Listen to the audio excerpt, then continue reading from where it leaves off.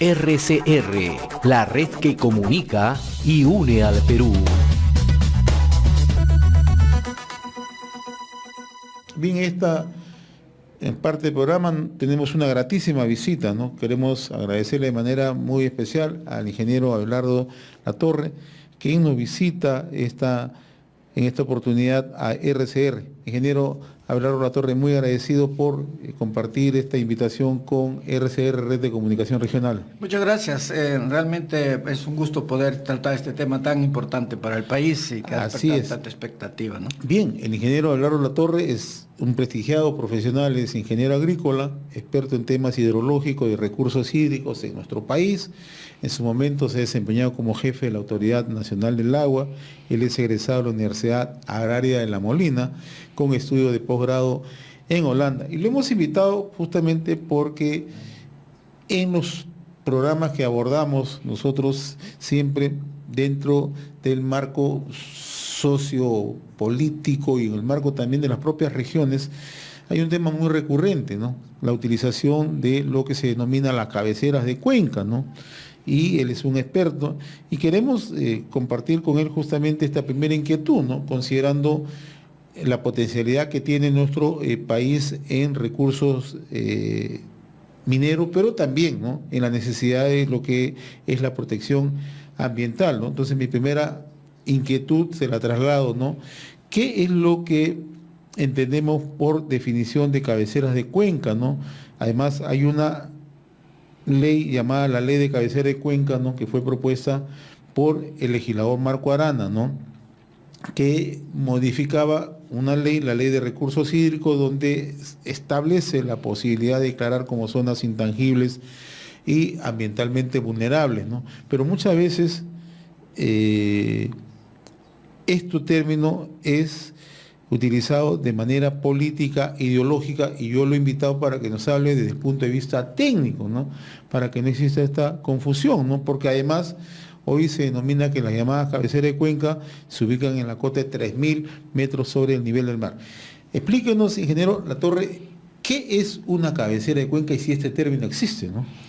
Bueno, el término ha sido por muchos años ha intentado discutirlo, analizarlo para diferentes intereses y preocupaciones a nivel mundial. Así que no existe una definición única.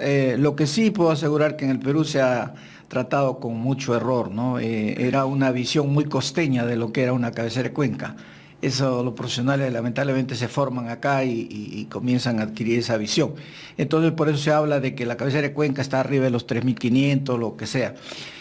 Claro, porque en la costa, y se le agrega el hecho de que es el origen de las aguas, ¿no? Esa es así la típica, lo cual no tiene ningún sentido por varias razones. Primero, de que el agua no tiene un origen, el agua es un ciclo, no tiene comienzo ni fin. Claro. Entonces, si yo quisiera hablar de dónde se origina el agua, más se me antoja decir que se inicia en el mar, porque ahí es donde se evapora, se convierte en nube, los vientos arrastran las nubes y precipitan allá en las partes altas. Entonces, podríamos decir que es el mar, podríamos decir que es la nube.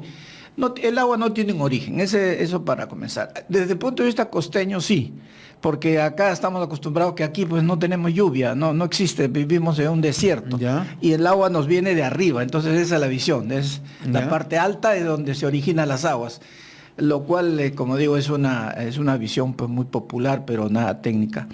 Entonces, por eso es que la ley, la 3640 que justamente promovió el señor Arana, tuvo, digamos, una pequeña virtud que corrigió. En la Ley de Recursos Hídricos se decía, ¿no?, que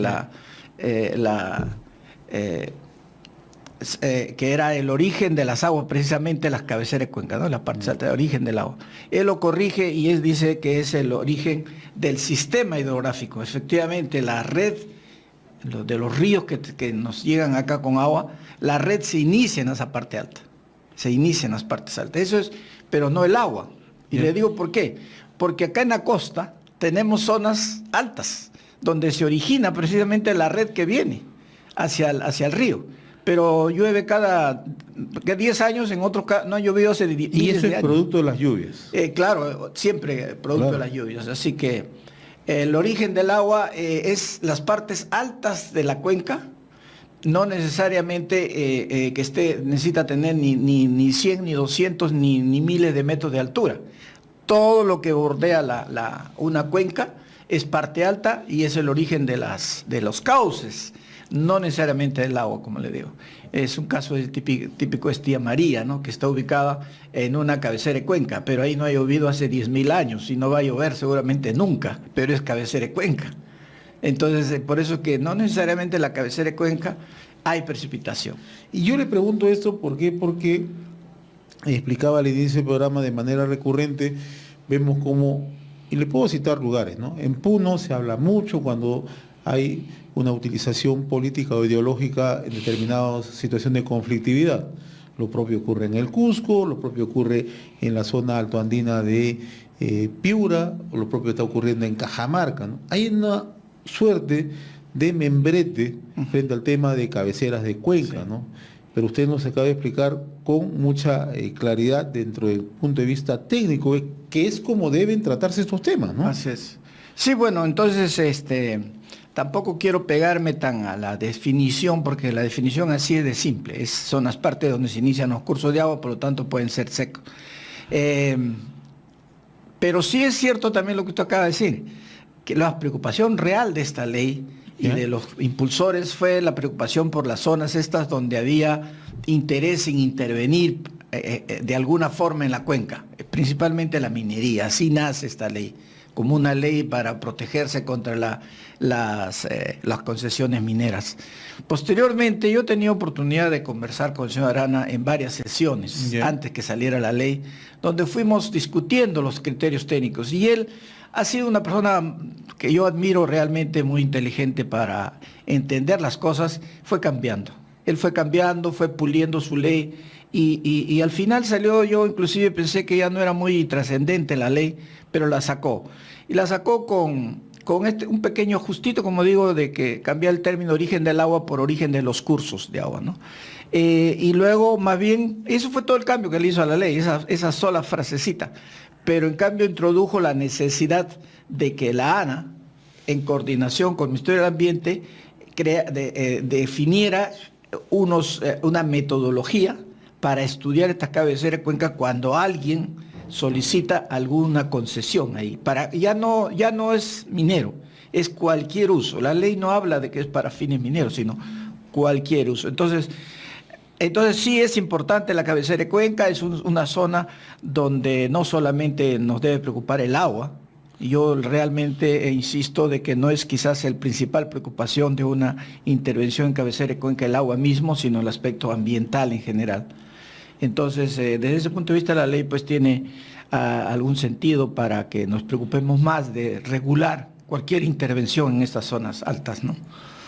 Ya, ahora, el otro tema es el tema de la intangibilidad, ¿no? Que Sí. se habla mucho, ¿no? También a propósito le dan esa asociatividad al Sí. tema de la cabecera de cuenca, ¿no? Y eso también, insisto, tiene que manejarse dentro de un aspecto de vista técnico, ¿no? Sí. Porque también se le da un marco muchas veces muy asociado al aspecto de costumbres o al aspecto local o al aspecto de la propia idiosincrasia, donde dice acá no se puede hacer una actividad cuando ni siquiera es el propio gobierno regional ni otras entidades las que están en capacidad de hacerlo, porque si no, usted ha sido jefe de la Autoridad Nacional del Agua y usted quizás nos puede dar mayores luces que la intangibilidad, que lo único que puede ver en este caso es la ANA. ¿Sí es así? Sí, sí, así es.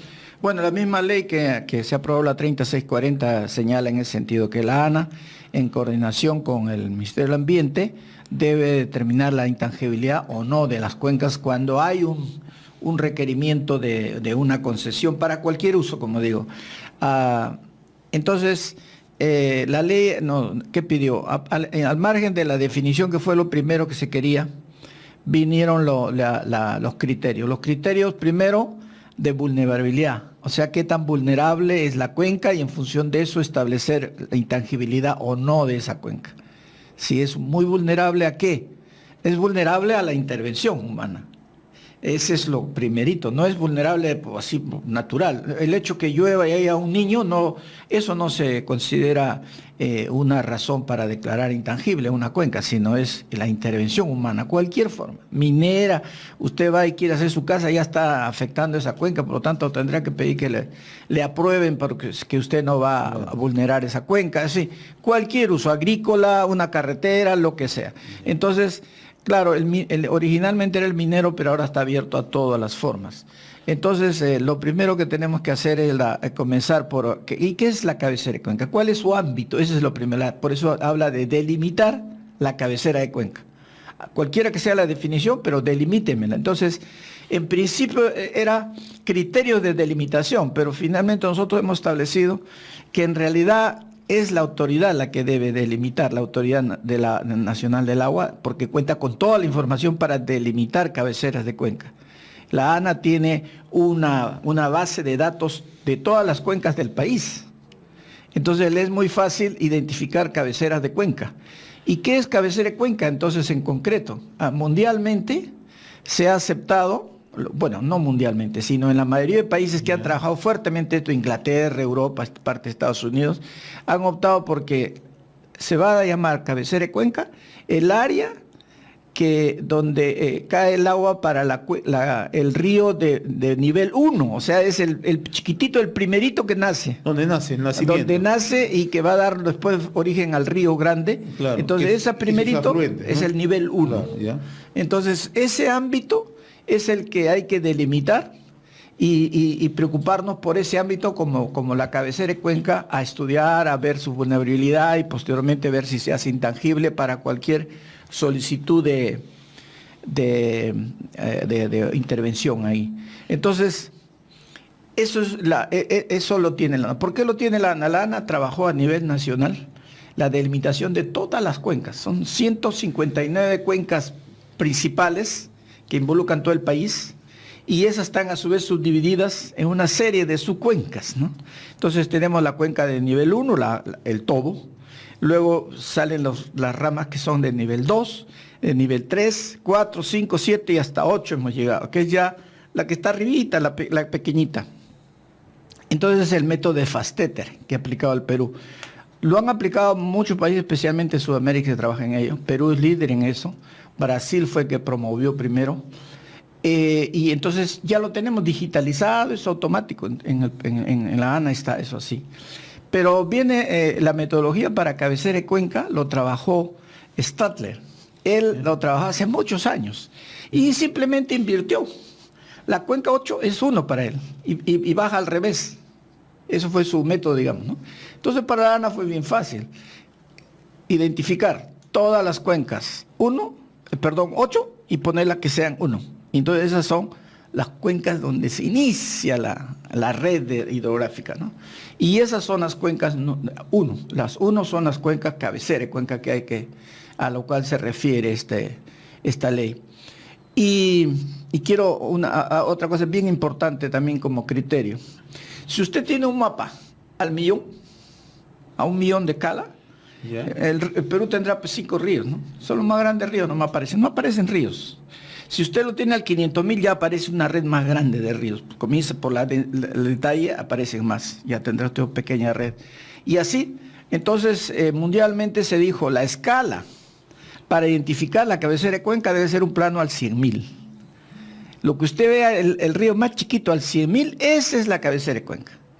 Y eso es lo que hemos hecho en Perú también. Y en un plano en 100.000, que por suerte es el plano que lo tenemos de todo el Perú. Porque de 50.000, que es más detalle, no hay más que de algunas partes.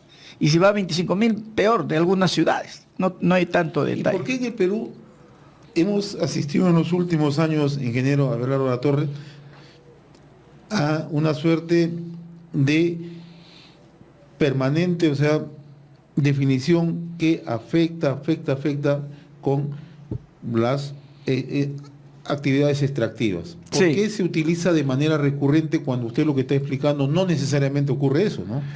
No, claro. En realidad, ha faltado bastante diálogo para que se comprenda esto, y es muy malo pues intentar hacer que entender a la gente cuando ya está sobre la marcha un conflicto, un problema. Ahí es más difícil, hay posiciones ya difíciles de poder convencer, explicar, que acepte. Entonces, hemos dejado. El Perú ha hecho muy buena difusión de cultura de lo que es el manejo de las cuencas y todo en la costa.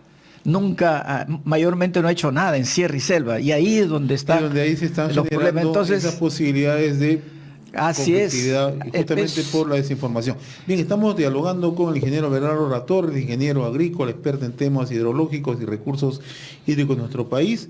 Ya en su momento fue jefe de la Autoridad Nacional del Agua, es egresado de la Universidad Agraria de La Molina con estudio de posgrado en Holanda. También se incorpora a nuestra mesa de conducción Carlos Cabrera. ¿Cómo te va, Carlos? Buenas tardes. Buenas tardes, Carlos. ¿Cómo está? Sí, estamos justamente conversando.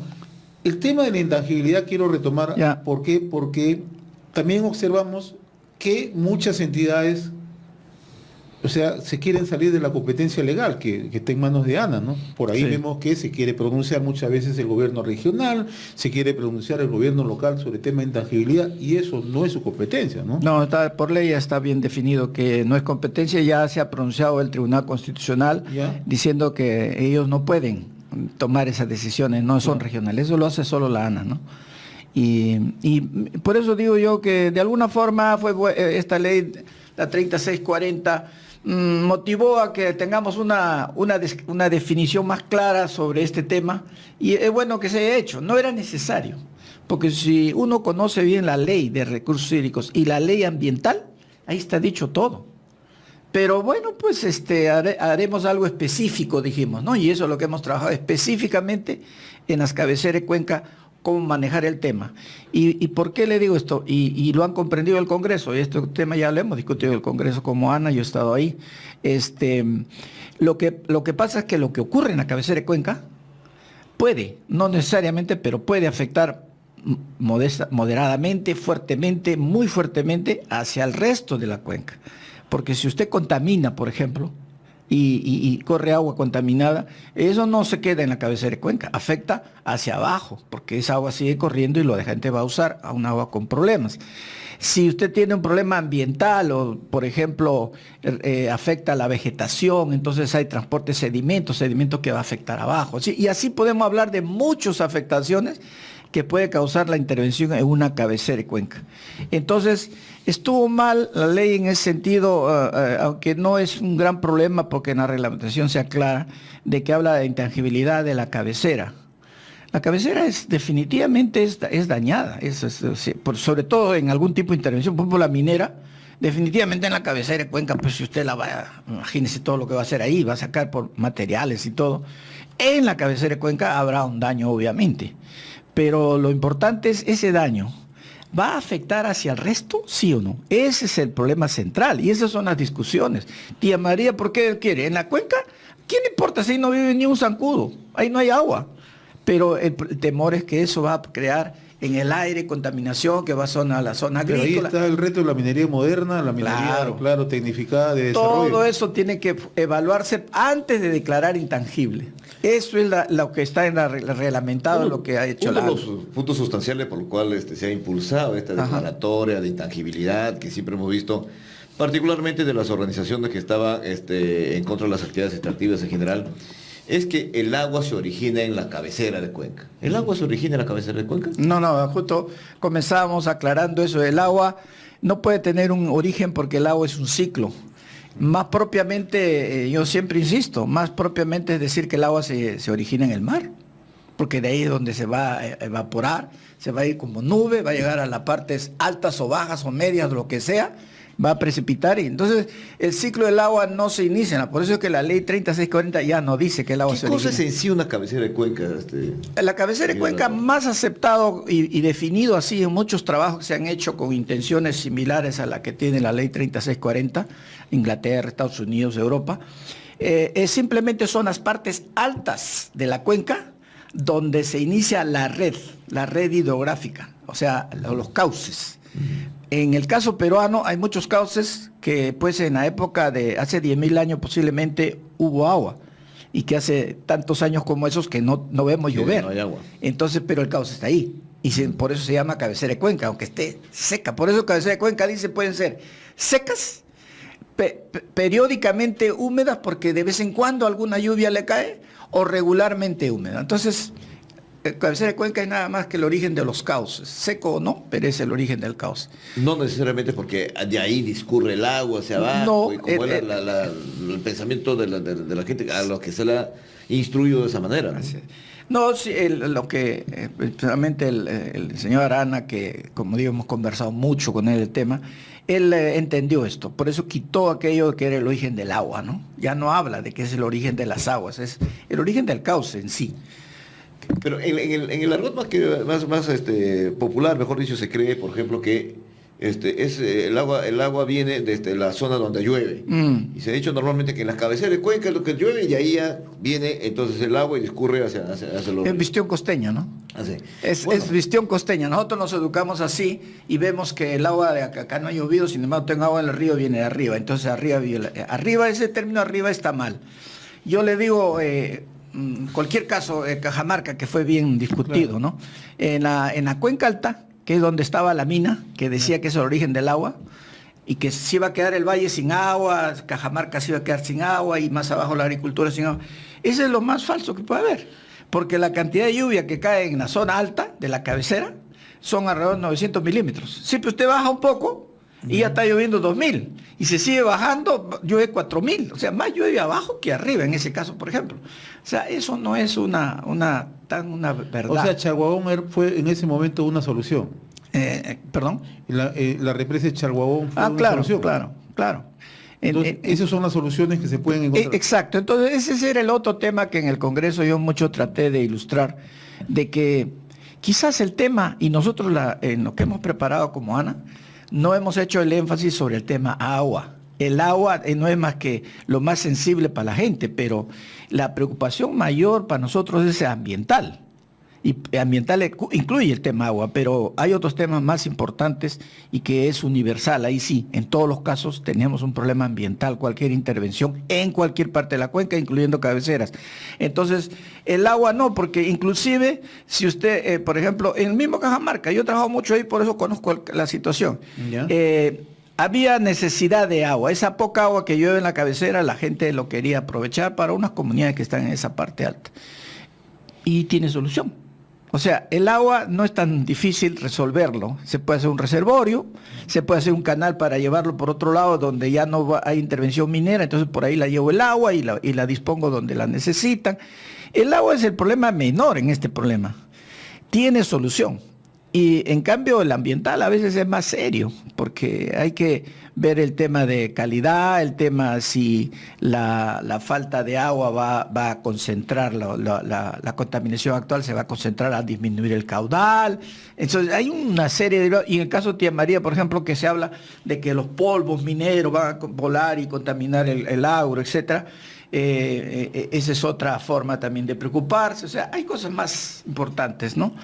Entonces el agua mismo no concentrarse, porque sería bien fácil superar una. Si solo nos preocupara el agua, sería bien fácil resolverlo. Es más difícil cuando vemos que es un tema ambiental. Entonces ahí es más complicado. Por eso es que nosotros el énfasis que hemos puesto es que tenemos que ver cuál es la vulnerabilidad de esa cuenca por esa intervención, sea minera, agrícola, lo que sea, respecto a la vulnerabilidad. ¿Es vulnerable esa cuenca a eso? ¿Sí o no? Y en función de eso la declaramos intangible o no intangible a la cabecera de cuenca. Por ejemplo, el año pasado escuchamos en Perumín la exposición del catedrático español Rafael Fernández, quien nos presentó una demostración gráfica, ¿no?, del tema del manejo de las cabeceras y todas estas discusiones que había en ese entonces. Yo le decía que en realidad lo que se está discutiendo, el tema del que en la cabecera de cuenca es el origen de donde viene toda esta masa de agua que luego irriga los valles, no tenía sentido, porque la lluvia, para empezar, se da en una altura intermedia, que no pasa a los 2.700 metros de altura. Entonces, de ahí hacia abajo, entonces, irriga y la lluvia cae para todos lados. No solamente se concentra en una cabecera de cuenca. y tampoco, pues, por un orden lógico, la lluvia no va hacia arriba, ¿no? Sino se precipita hacia el suelo. En consecuencia, entonces, pensar que a partir de ahí se agregan las más grandes masas de agua en la cabecera de cuenca que discurren otra vez a los valles, y por eso es que hay que conservarla y dejarla intangible, eso no meritaba una discusión técnica sostenible. Sí, es exactamente así es, pues por eso decía yo de que estas nubes cargadas de agua que suben, que se inician en el mar y van hacia esas zonas, en las partes altas, uno es del Atlántico, otro del Pacífico, en fin, esas terminan estrellándose a la primera que encuentran las partes altas, pueden ser en los 2000 y pico y a comienzo. Por eso es que la mayor cantidad de agua en sierra no está en la cumbre precisamente, sino en la parte intermedia. Ahí tenemos el fenómeno del Niño último, ¿no? Claro. Que afectó principalmente la costa y no afectó mucho la No sierra. subió, el río en la parte alta tenía poca agua. Fue un año hasta un poco seco para claro, lo normal. En algunas zonas había Pero sequía. en cambio, como en Apurímac, en otras zonas había sequía. En la parte de la costa donde nunca tuvimos problema, tuvimos inundaciones por todos lados porque esa masa de agua que anormalmente se salió del mar por el calentamiento, salió una masa más grande de lo normal, ya no pudo avanzar por su misma densidad y se cayó en la costa. Aquí se cayó el agua. En la costa, en la parte intermedia, y por eso teníamos todas las inundaciones. Y usted iba el río más arriba, es seco. Nosotros, como Ana, que estaba yo, me he encargado de todo eso, y yo le decía, el río no va a traer agua, el agua está cayendo acá, y son los riachuelitos que nunca tuvieron agua, son los que están inundando todo. ¿Cuánta razón se le puede atribuir a aquellos que dicen, por ejemplo, que no se pueden hacer determinado tipo de actividades como mineras, otro tipo de actividades extractivas en las cabeceras de cuenca? Y generalmente cuando se habla de cabecera de cuencas hay una referencia, digamos, no tan elaborada, pero se dice, por ejemplo, cabecera de cuenca a partir de 3.000 metros de altura, ¿no? Donde justamente están los asentamientos mineros. Entonces, ¿cuál razón se le puede atribuir, ¿no?, en una apreciación, si se le quiere ver desde el punto de vista técnico, que eso es así? No, esa es una ligereza de la población que está reaccionando frente a un problema del instante, porque si realmente las cabeceras están arriba de los 2.000, 3.000 metros, y ahí es donde hay que preocuparse, donde llueve, ¿y por qué se ponen a Tía María, que tiene 200 metros de altura? Y así como eso hay otras minas más, de baja altura, y sin embargo están opuestos. Entonces no habría que oponerse, pues habría que decir, sigan para adelante, hagan lo que quieran, no pasa nada. No es así. El problema es más complejo de eso, pero a la gente le es más fácil sensibilizarla hablándole del agua. Te vas a quedar sin agua, el agua es más importante para la vida, etcétera. Y por eso es que se habla ya estamos hablando entonces de zonas de lluvia, no la costa. Y en la zona de lluvia la idea sí asociada es que en la parte más alta, en la cabecera, es donde llueve más y de ahí viene el agua, y si me quitan esa agua vamos a perder más importante, lo cual, como digo, es falso porque es en las partes medias donde está la mayor cantidad, y si seguimos bajando, si vamos al Atlántico, ahí se desvirtúa todo. Por eso es que la ley 3640, el señor Arana, después que hemos conversado, él ha diferenciado. El congresista Marco Arana. Sí, él dice, hágame una normatividad para zonas de la Amazonía, o sea, del Atlántico, de la costa, Océano Pacífico, y del Titicaca. Pues se ha dado cuenta que las cosas son muy diferentes en cada caso. En la zona de la Amazonía, la cantidad de agua, usted ahí lo que más le sobra es agua. Y el agua la tiene ¿dónde? 4.000 milímetros fácil en la parte de los 200, 400 metros de altura. Y si usted llega antes de los 2.000, ya está con 2.000 o más milímetros de lluvia. Y si usted se sigue subiendo, ya disminuye, va a tener menos agua. O sea, no ahí se invierte todos los conceptos, pues. Entonces no es tan fácil definirlo así. Por eso digo, el tema del agua no se ha utilizado demasiado, pero no es la preocupación principal. Los especialistas, tanto del Ministerio del Ambiente como de la ANA, todos han tratado de hacer entender, el principal problema es ambiental. Entonces nos requiere un esfuerzo muy grande para tratar de informar a la población, quitar esos mitos y esos temas y esos temores que normalmente son utilizados para poder enfocar los temas en contra de algún tipo de actividad que se quiera realizar. No en las mal llamadas, en este caso, en las mal llamadas cabecera de cuencas intangibles, ¿no? Claro, cabecera de cuenca intangible, origen del agua. Esa es la parte equivocada. Y Yo quisiera hacer notar algo, ¿no? Es increíble que haya esa idea como que las autoridades principales pues se están tomando a la ligera, no se preocupan o hasta podría decir que estamos a favor del inversionista y darle facilidades. Y nosotros tenemos, en la ANA yo lo he vivido, yo he estado un buen tiempo en la ANA, y la mayor presión que recibimos nosotros es precisamente los inversionistas, que dicen que nosotros somos demasiado exigentes a su intervención. Ni lo uno ni lo otro. Yo he tratado de mantener una buena relación con la inversión privada en el Perú, tratando de hacerles entender. Tampoco podemos ser tan ligeros, evidentemente. Para ellos somos excesivos, contrario a lo que dicen nosotros, ¿no? Porque a nadie se le autoriza, y como digo, quitémonos la idea de la minería. Ninguna actividad en el Perú es posible si no estamos seguros que ambientalmente no van a crear una vulnerabilidad severa en la cuenca, ¿no? No es posible. Se hace el estudio. Nosotros en la ANA, hablo todavía como ANA, la ANA todavía se preocupa del aspecto del recurso hídrico, que es su principal preocupación, tanto en calidad como en cantidad, que no se afecte, y el Ministerio del Ambiente por todos los demás temas ambientales. Las dos resoluciones se necesitan para autorizar que usted haga una casa, una carretera, ponga agricultura, haga reforestación, haga minería, lo que usted quiera hacer. Hay que asegurarse que no va a generar un daño tal que obligue a declararlo intangible, por lo tanto se lo prohíba. Además, hay otros factores que dañan muy seriamente la posibilidad, por ejemplo, de tener agua en cantidad y en calidad que necesita la población para sus diferentes actividades, ¿no? Por ejemplo, en la selva, el tema de la tala excesiva, que está prácticamente que está dejando sin agua quebradas, ¿no? y genera otro tipo de problemas colaterales, de inundaciones y este tipo de situaciones críticas allí que perjudican las actividades económicas de la población.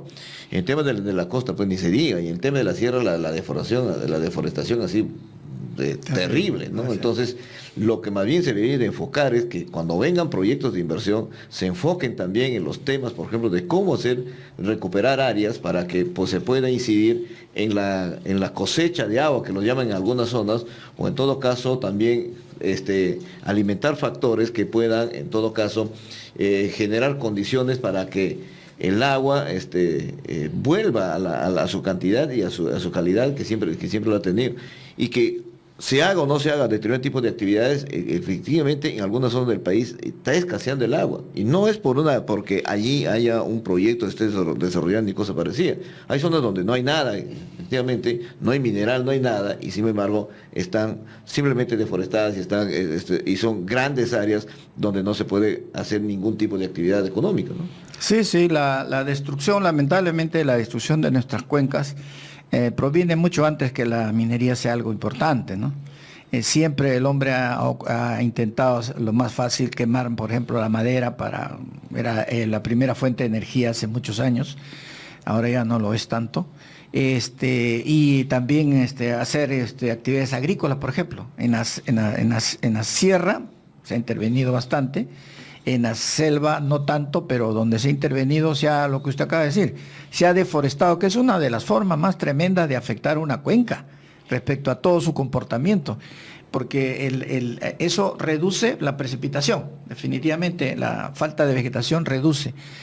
El árbol, la vegetación protege el suelo, se produce erosión entonces, lo poca agua que llueva, o la mucha que llueva, va a erosionar el suelo y eso es un daño tremendo al suelo para fines futuros, de uso futuro.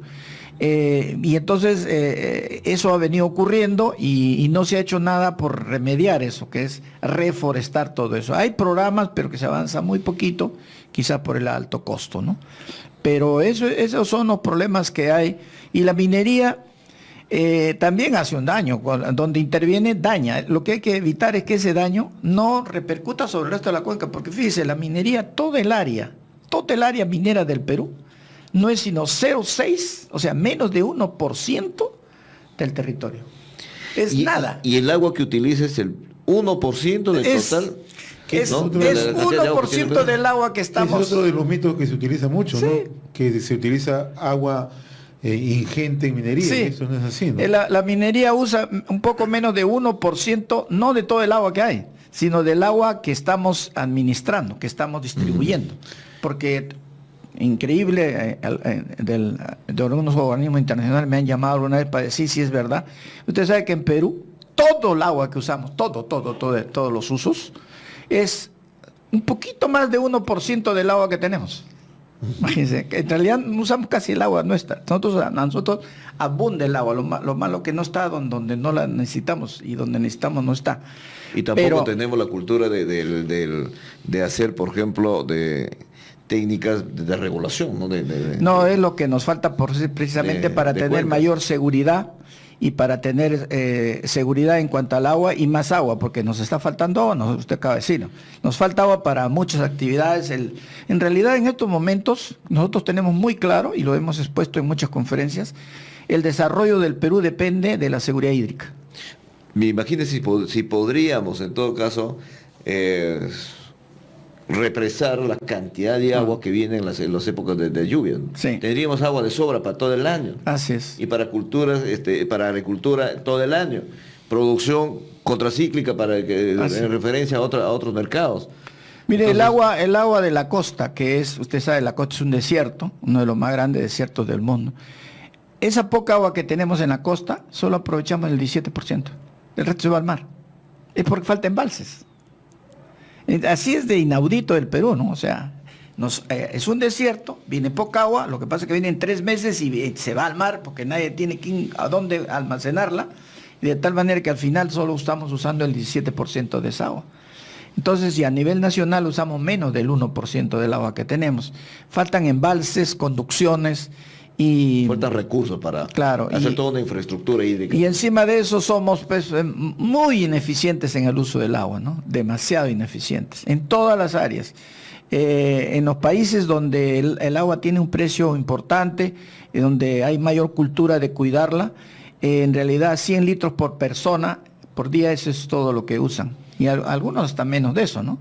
Nosotros usamos en Lima, Sedapal tiene que programar la distribución del agua a base de 250 litros por persona, porque eso es lo que consumen. O sea, nosotros desperdiciamos el agua terriblemente. Y en agricultura, solo 1/3 del agua que necesitan para que el cultivo se desarrolle, solo 1/3 de la que se le da la utilizan, el resto es desperdicio. O sea, acá tenemos la cultura del desperdicio del agua, y entonces, y por otro lado no regulamos la que hay para poderla utilizar cuando los meses son secos.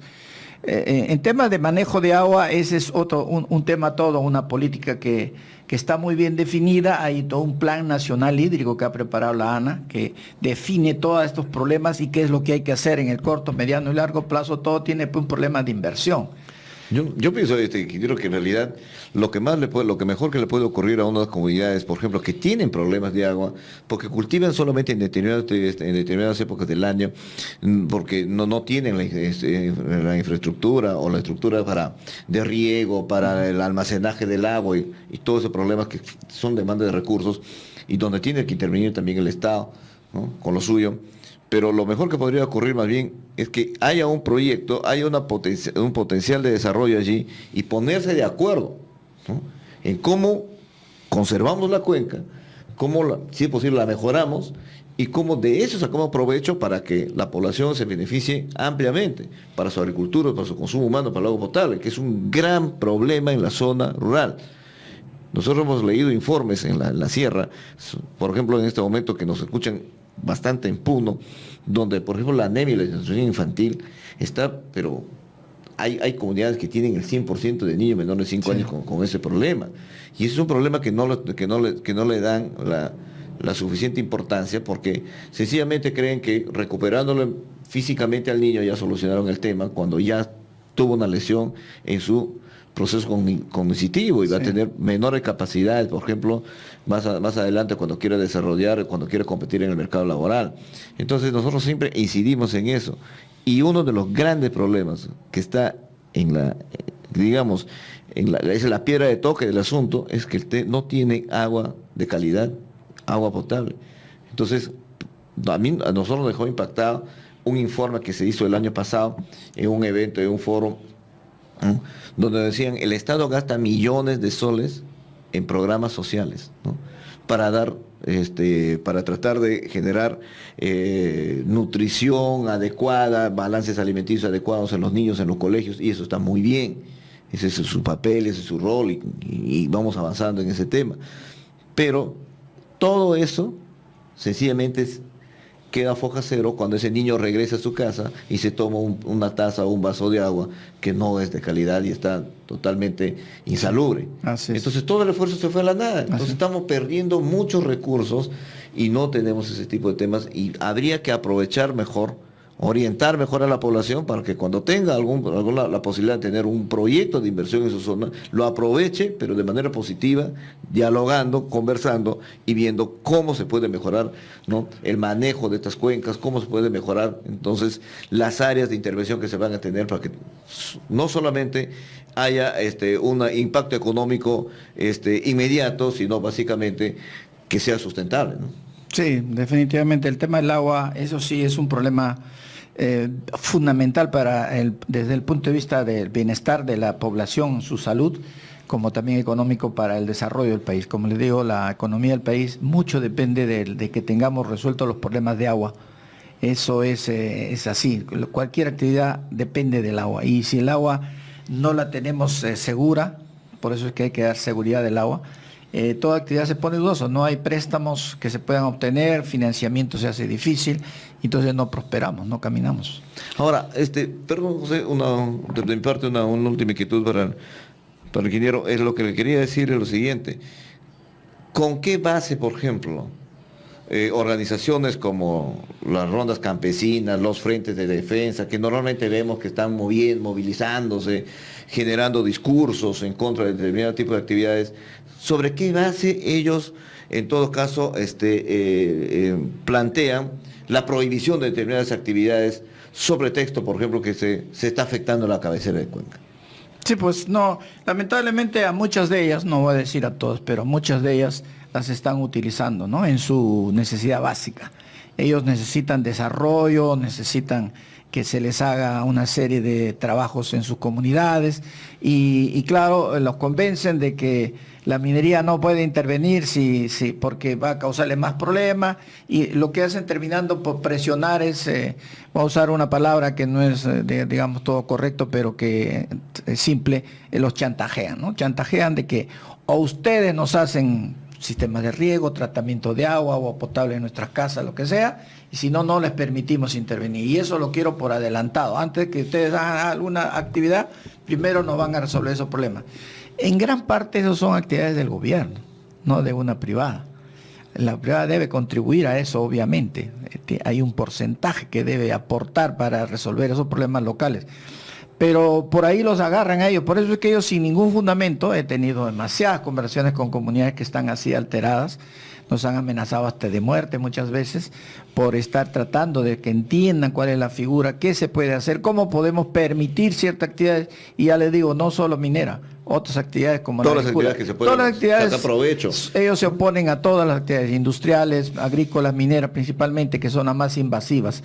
Y entonces ellos se oponen simplemente porque tienen un fastidio, un rencor de que tienen tantas necesidades y no se las atienden. O simplemente hay otros intereses, ¿no?, que están ahí permanentemente tratando de movilizar a estas poblaciones, pero que no necesariamente para beneficiarlas, ¿no? No, para venir sino para mantener un statu quo que les permite seguir actuando a ellos, claro, y seguir recibiendo beneficios ellos sí. Así.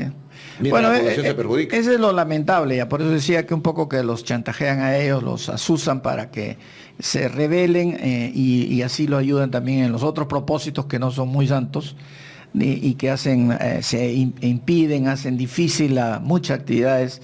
Entre ellos la minería es la más difícil, porque a más dinero se vaya a mover, mayor es la presión sobre ellos, ¿no?, para obtener los máximos beneficios posibles. Bien, ingeniero Abelardo Latorre, ha sido sumamente grato haberlo tenido acá en el programa en RCR, con el compromiso de tener una próxima oportunidad. En realidad, siempre es bueno, como usted decía, brindarle la información, ¿no?, que llegue de primera mano para evitar cualquier tipo de distorsión, como que se maneja, ¿no?, sobre todo en momentos que muchas poblaciones lo que requieren es desarrollo, ¿no?, un desarrollo sostenible, un desarrollo dentro del aspecto técnico, que es lo primordial, ¿no? Sí, yo le agradezco muchísimo la oportunidad y quiero señalar que yo soy testigo de muy cerca, he estado involucrado, la preocupación casi de todos los gobiernos, no ha habido un gobierno que haya sido indiferente a este problema, es ver la forma de llevar este desarrollo. Yo digo, ¿cómo no van a reaccionar en contra de lograr algo en beneficio de un cierto sector si ellos no ven que ellos se benefician también? Entonces hay que darles algo a la población que está más inmediata a las zonas de estas actividades, de cualquiera que sea el tipo. En Tacna tenemos un gravísimo problema, usted sabe, ahí el agua es crítico, ya no da para más esa situación, y nos abunda en Puno, el agua sobra en Puno, y no se va a usar en Puno, sácalo usted una gota a Puno, es imposible, porque ellos piden también, ¿qué me das a mí? ¿Qué me vas a desarrollar a mí? Tú te preocupes Tacna y no de mí. Ahí tiene usted un problema. Y la frontera entre Arequipa y Moquegua de la misma manera, ¿no? Igualito. Están en la misma cuenca y sin embargo... con Arequipa, ¿no? O con Puno, ¿no? Pero hay necesidades que ellos exigen y el momento es ese momento. Cuando se quiere hacer un desarrollo de ese tipo, de ahí de donde ellos sacan sus reclamos, ¿no? Y hay un avance sustancial el que ha habido recientemente en Huancavelica con Ica, ¿no? Ah, sí. Que también se logró, es un ejemplo. ¿Qué es lo que ahora se está trabajando para lograr en Moquegua con Tambo y Puno? Ahí ya estaba caminando la mancomunidad, ya también está muy avanzado el caso de Cajamarca con Lambayeque, por ejemplo, también. Así ya ponernos de acuerdo todos y hagamos un solo plan para beneficiarnos todos con prioridades donde no se prioriza a uno y al otro se le deje para el final, sino de repente le invertimos. Se está trabajando fuerte, yo soy claro testigo de que se trabaja en ese sentido, pero es un problema económico, social, fuerte, ¿no? Mi ingeniero Abelardo Latorre, como siempre, muy agradecido. Gracias. Bueno. RCR, la red que comunica y une al Perú.